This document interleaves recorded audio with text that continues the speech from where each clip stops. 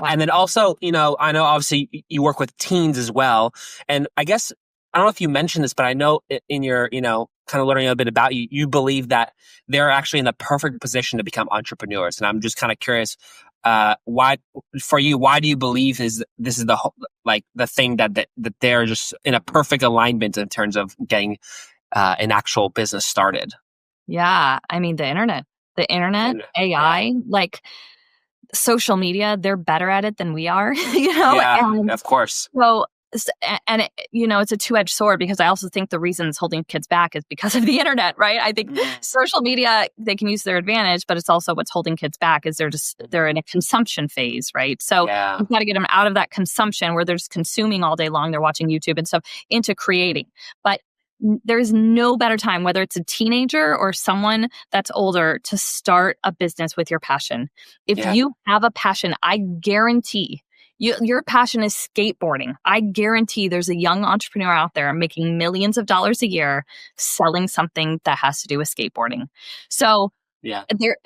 we just have all this information, all these examples at our fingertips, and most successful entrepreneurs are willing to mentor. Yeah.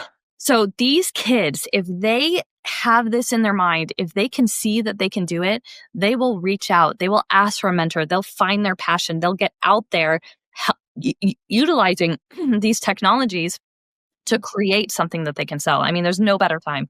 Yeah, And I think it's kind of funny what you mentioned because, I don't know, I when I grew up, because I'm 30, I'll be 30 in July actually. Mhm. And what's funny is that I never grew up in the age of iPads or, watching YouTube. Like that was never a thing till about 2000, I think 8 or 7. That's when I started kind of kicking off, right?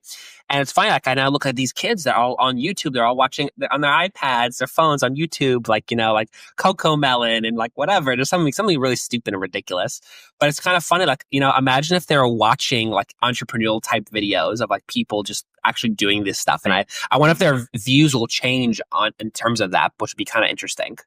as parents, you have to monitor this, Yeah. right? My kids have iPads. They're used for trips. When we go overseas, and we go overseas a lot, Yeah. they're a lifesaver on an airplane. We get Yes. home, they go up in the closet. That's it.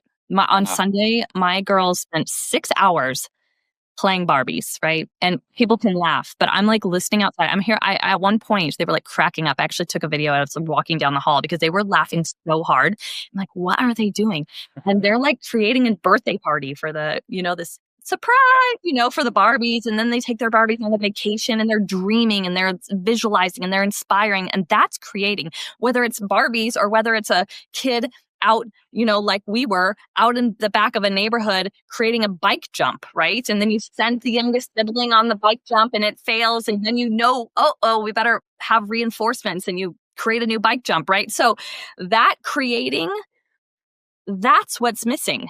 If your kid is in front of an iPad and they're watching YouTube shorts all day long, their mind will never get to understand that vision.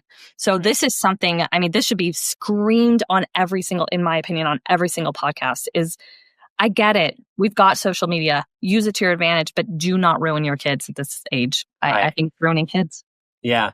And so what do you think in terms of like, the creativity and the problem solving with all this in terms of, creating entrepreneurship with these kids? How do you, as parents, actually nurture these qualities in terms of the children? And like, how do you actually get them to do it and actually really focus toward that? Because I know, thinking about it's like, okay, like how do I get my kid who's 8 years old or 9 years old to really look at it and just kind of go, I want you to start your own thing. It's kind of like, no, I want to play on YouTube or watch YouTube. Like, how do you get involved in that? Just because I'm kind of curious. Yeah, you've got to step one, you've got to remove the YouTube. Yes. So you can give it to them in doses, right? Yeah. But you've got to remove that. Then they have to fill their time. That's step one.